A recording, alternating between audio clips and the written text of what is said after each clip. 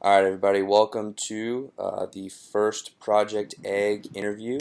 Um, Today we're here with Jeremy Collin, a really cool guy. How about you introduce yourself real quick? Hey everybody, Jeremy Cologne, all the way from Boston, Massachusetts. All right, so let's kick this thing off. Jeremy, I just want to ask you as the first question, what is your story?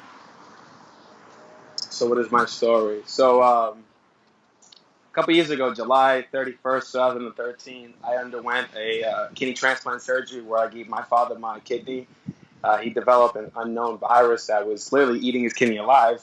And ever since it's been about 3 years, ever since the kidney transplant, I was just more geared towards helping people afterwards. I just had a feeling of sensation. I just had a genuine feeling that I just wanted to help people in whatever way possible. Hmm. And at the time, I was pursuing being a personal trainer. And after the surgery, I was a different person, like mind, body, soul. I was literally different. I felt different, how I act different, and I was just seeking things that would challenge me. So I got into personal development. I got into reading a lot of books about life transformation, and ever since that, I just ran with it. And then I got into entrepreneurship. And in my mind, I was thinking, well, what are different ways I can help people for personal training? Hmm. And that's how I got into life coaching. Because if I can not only understand people's mindset and understand where they want to go, I can help them physically and make them feel better and transform their life. Because my philosophy is when you feel good, you do good. Right. So with that being said, you know, and that basically just pushed me into other enterprises like social media marketing, Hmm. being a social influencer. That pushed me to be being a contributing author for a book. And right now, like the sky's the limit. So I can just imagine what can happen in the next year or 5 years. So I'm excited. Right.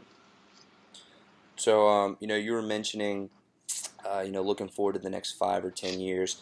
Well, looking forward, pretty far down the road, what is the most important thing that you want to accomplish in your lifetime? Most important thing I want to accomplish in my lifetime is to give not only my family and my loved ones everything that they have literally sacrificed for me to be here.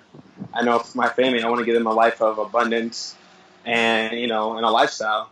I want to give them a life worth living because they sacrificed so much for me. I want to give it back to them tenfold. Hmm. So it's like in my lifetime, I want to financially retire my parents. I want them to be happy. I don't want them to stress anything anymore. I want to wake up one day and just tell my parents like, stop what you're doing.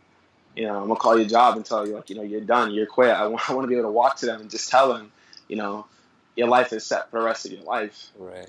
because what you did for me now and all those years, I'm the person I am today because of you guys. You guys pushed me, so I want to be able to deliver that to them. And aside from that, I also in my lifetime want to be the reason why people, especially in the fitness world, Hmm. achieve their dreams and goals of having that body feeling great. Not only like are you physically peak, you're mentally peak, Hmm. you're spiritually peak. Like everything about your life is all synchronistic, where you want to do more and you feel good about yourself. Right.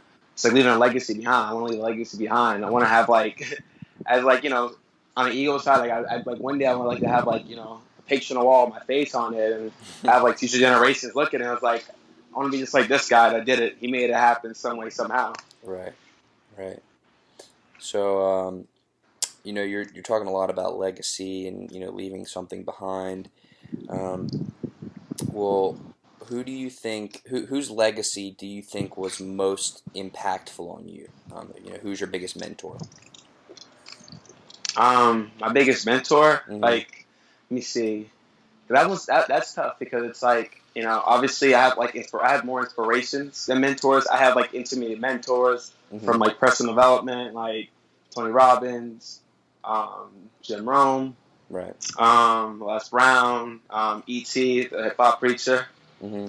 But it's like it's like in my own. It's like I don't. It's like those are my intermediate mentors, and I even Grant Cardone. It's like I just trust their process. I trust in the coach. Right. Right. I like every day I have like my intermediate mentors, friends, family who push and support me. Hmm. So I consider everything they say valuable because it's like they want to go where I want to go. They want to dream what I want to dream, Right. and the bigger the dreams they are, the more challenging, the more achievable will be in the end. So in a way, it's like in a way I learn from everybody. I'm not closed minded to anybody who wants to talk to me, who wants to teach me a lesson. Hmm. I'm like a sponge. I'm open to anything because there's something about you that you can add value. Like every day, someone's out there who can add value to someone else. Right. Whether it be you, whether it be someone in the group, whether it be my next door neighbor, my next partner. Everybody has something to offer everybody. Hmm. And you mentioned recently that you were getting big into entrepreneurship and you were authoring a big book, and I know you just published that book. You wanna share a little bit about that? Yeah, so the book is called $1 Billion Success Stories, and it's written with 42 other entrepreneurs from different career paths, from resume builders to business consultants, people who are financial planners, people who were like once addicts who turned to serial entrepreneurs. So it's Wow. a list. It's a list. The list goes on, but Hmm. it's literally it's just the book, what it entails is a story about overcoming obstacles. What's our stepping stone? What basically pushed us to the brink where we are now? And aside from the self help books, where it's like it's coming from like a millionaire point of view or someone who's achieved six figures, eight, whatever. Hmm. It's more for the common man.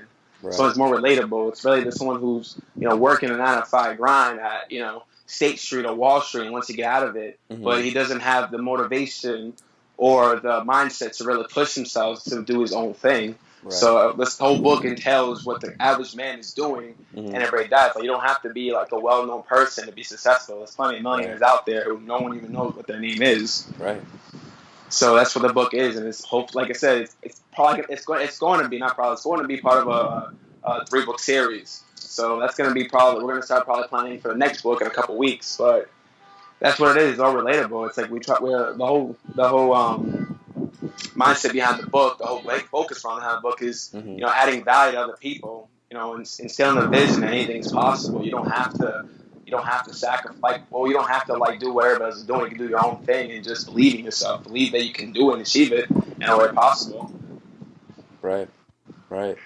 And how did you get into writing that book? Like you said, you were with 42, I believe, other entrepreneurs from around the Yes. around the world. How did you get in contact with them? How did y'all create the idea? And just give me a little background on that. So the $1 Billion Business Builders, that was the name of the group that contacted me. It was spearheaded by a guy named Travis Patterson, Hmm. and he just had this vision of just um, putting kind of a platform that not only can fund businesses that people were looking for, because it's a rare business, Right. you need funding. A lot of people don't have either the name credibility Hmm. or the resources to fund their business. So a lot of it's out of pocket. So the vision behind creating this book was that for every book that people purchase, Hmm. it's going to a fund that literally can be given to people who qualify for business funding. Wow. So in a way, we're giving back to people who are really serious about their craft and really needed to get this going because it's every day there's someone out there who has literally the cure for something, has a cure for a solution. Hmm. They have something innovative that just needs funding. And if people were given a chance, like we sell a lot like Shark Tank, but it's like not everybody can go to Shark Tank and be Right. willing to give up, you know, percentage of the business to get that. So it's like it's a way for you to be the average person who wants to really make their life different and needs the funding necessary to get where you need to be. Hmm. Well, that's cool. Um, So definitely. so, and this will be my second and last question. Um, All right. so, if you could pass on one piece of advice, to future generations, other entrepreneurs, other people who are trying to find success, what would that one piece of advice be? I think the greatest advice I can give anybody else with the future generation is just be humble and be open to any opportunity, any bit of information, anything. Hmm. Because at the end of the day, we don't know everything. I can't walk in and tell someone I'm going to be a billionaire if I don't know how to get to if I don't know how to get to that Right. point in my life. So if I could be humble enough to ask someone or pay for the time and be patient along the way, Mm-hmm. then it's like I can put a plan in place.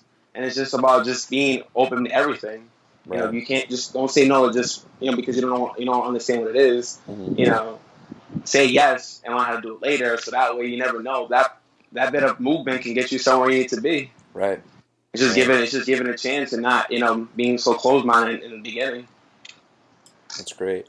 And my last question, before I let you go, is there anything that I did not ask you about that you think is an important part of who you are as a person?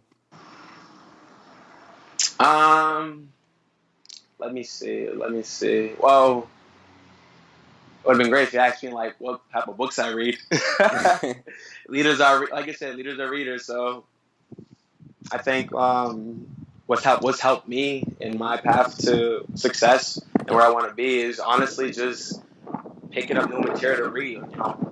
Your mind is a muscle. You got to basically grow it. You Right. gotta add. You gotta add to it though every day. And it's not just knowledge. It's just applied knowledge. Right. Read things that innovate you, that inspire you, that build on your creative mindset. Mm-hmm. And I feel like a lot of people, like I would say, like probably 10% of the world reads a book, Right. let alone Right. gets through a chapter. A lot of people just buy books, but it's just like don't pick up a book just to pick it.